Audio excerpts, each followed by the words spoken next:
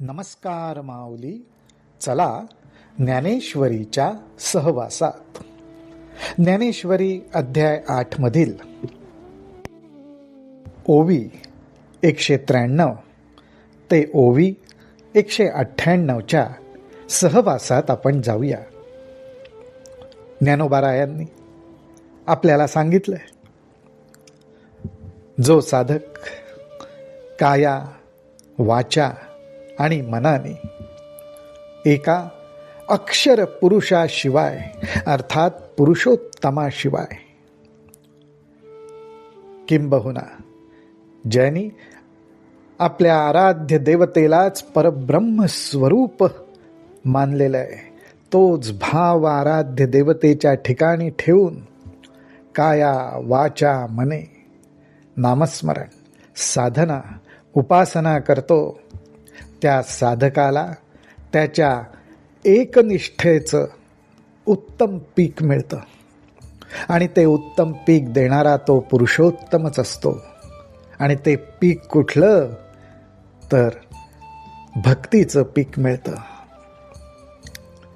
आता पुढे ज्ञानोबाराय म्हणतात, हे त्रैलोक्यची पुरुषोत्तमू ऐसा साचू जयांचा मनोधर्मू तयान आस्तिकांचा आश्रमू पांडवागा. अहो, ह्या देहरूपी गावामध्ये हा पुरुषोत्तम राहायला आलेला आहे. एवढ्याच मर्यादेत भाव न ठेवता ह्या त्रैलोक्यामध्येच पुरुषोत्तम राहायला आलेला आहे. हे संपूर्ण विश्व ह्याच्यामध्ये पुरुषोत्तमाचाच वास आहे, असा ज्यांच्या मनाचा स्वभावच झाला त्यांना आस्तिक म्हटलेलं आहे. तया आस्तिकांचा आश्रमू पांडवागा. अशा आस्तिकांचा राहण्याचा जो आश्रम आहे, ज्या ठिकाणी ते विश्राम करतात, तो आश्रम म्हणजेच हा साक्षात पुरुषोत्तम अर्थात आपली आराध्य देवता. जे निगर्वाचे गौरव, जे निर्गुणाची जाणीव, जे सुखाची राणीव निराशांसी परब्रह्म स्वरूप आपल्या आराध्य देवतेचं वा ह्या पुरुषोत्तमाचं हे वर्णन आहे.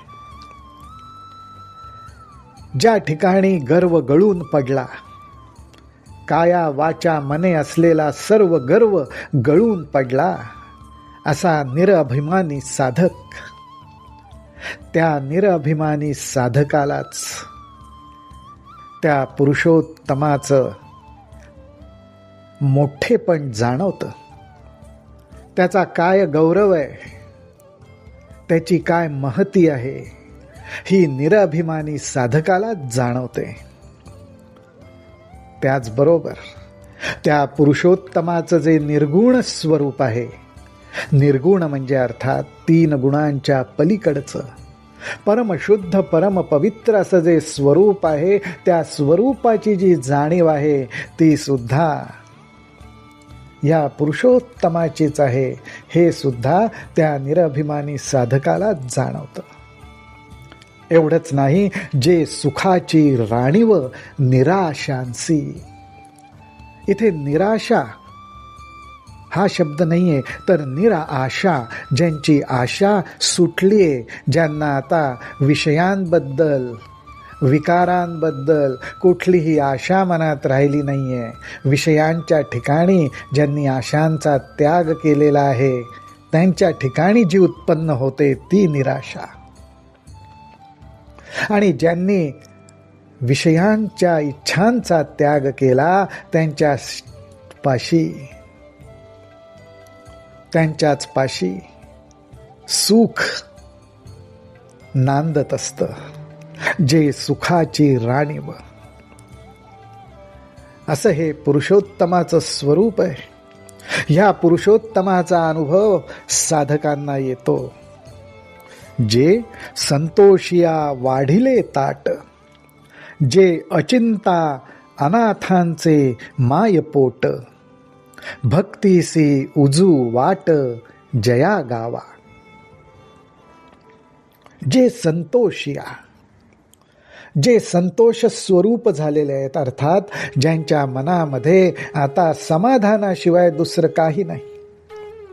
जीवनातले सुखदुःखाचे प्रसंग येवोत ते येतात आणि जातात, परंतु साक्षी भाव प्रगट झाल्यामुळे तो संतोष, ते समाधान ज्यांच्या मनात राहायला लागलेला आहे, त्यांच्या समोर हा पुरुषोत्तम म्हणजे अत्यंत उत्तम वाढलेलं ताट आहे.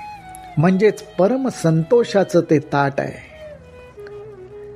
जे अचिंता, ज्यांच्या मनामध्ये आता प्रपंचाबद्दल, देहाबद्दल कुठलीही चिंता राहिली नाही.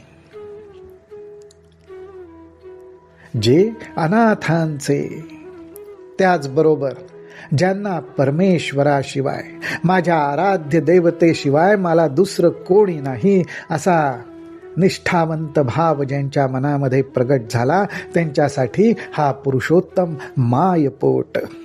मायपोट, पोटाशी कवटाळून धरणारा, किंबहुना पोटाशी कवटाळून धरणारी माय म्हणजे माऊलीच आहे. ती ही आपली आराध्य देवता आहे. आणि ह्या आपल्या आराध्य देवतेच्या गावी जाण्याचा जो मार्ग आहे, तो मार्ग म्हणजेच भक्ती. आणि साधकाच्या ठिकाणी जी एकनिष्ठा आहे, त्यामुळे त्याला ही भक्ती प्राप्त होते. ती भक्तीच त्याला पुरुषोत्तमाच्या, अर्थात आपल्या आराध्य देवतेच्या गावी घेऊन जाते. हे एकैक सांगोनी वाया, हे एकैक सांगोनी वाया, काय फार करू धनंजया. पै गेलिया जया ठाया, तो ठावोची होई जे. भगवंत धनंजयाला, अर्थात अर्जुनाला म्हणतात की अरे,